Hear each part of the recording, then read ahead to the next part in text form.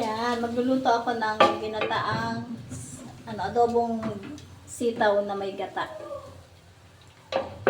Inanon ko muna ito. Gisa-gisa ko muna yan, pakuluan ko. Medyo pakuluan ko muna siya hanggang sa matuyo at maglabas yung mantika niya. Itong tiempo, kaya medyo labat siya. Binabat ko sa toyo na may panika. Para medyo may lasalas na. Medyo mantika-mantika niya. Mantika na yung baboy. Tapos, isusunod ko na sa tabi.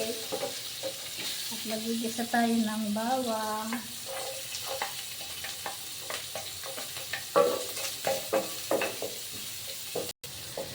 Bawang, sinod, banguwa.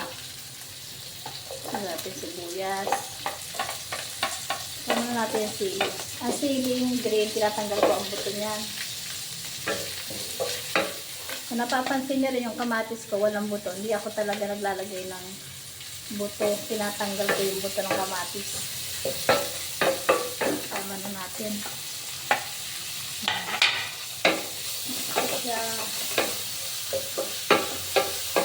Banguwa.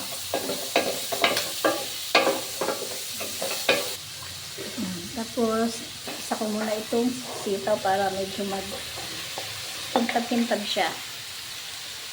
Yan. Ito, optional na lang to kasi mag-iisa yung carrots ko sa rep. Sinama ko na. Sayang din eh.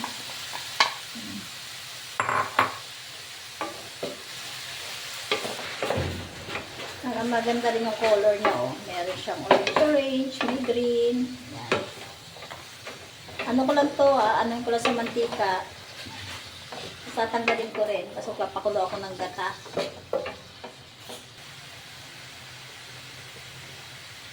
Gusto kasi sa gulay, half cook lang. Yan, para medyo, tamo, maganda siya, oh. Green na green. Tapos, medyo makintab siya. Ito muna siya, ha, kasi magpapakulo ako ng gata. Hirap ng kalawete, no? Yan. Ito lang, ulam na yun. Sarap. Lagay ko ito na lang yung gagawin kong tubig. Unang, ito yung pangalawang gata. O, yan. Hindi ko nalalagyan sa cup kasi para less hugasin. Paluan ko siya. Yan. Pulo niya. Lagyan natin ng salt. Gamit namin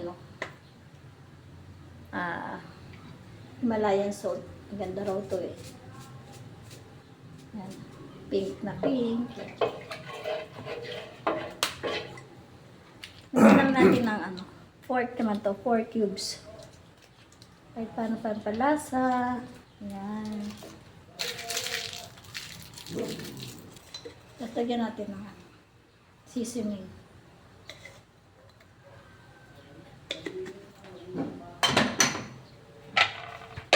Hintay natin kumulo-kulo ng konti. Pag kumulo na siya, lagay ko na. Yan. Sarap.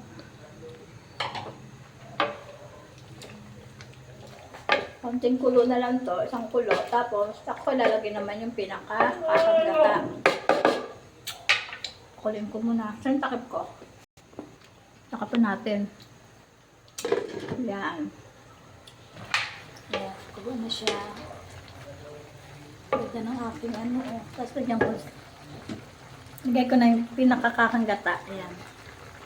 Kasi gusto ng mga anak ko may sabaw. Sabaw. Yan.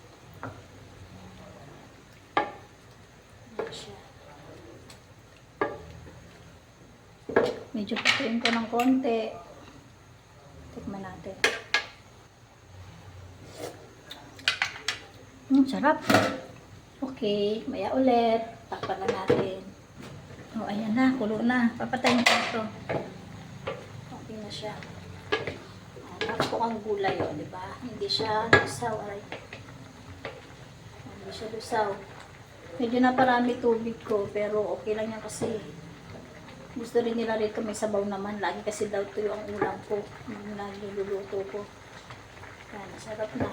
Okay na. Thank you guys for watching. Please share, like, and comment. Bye! So,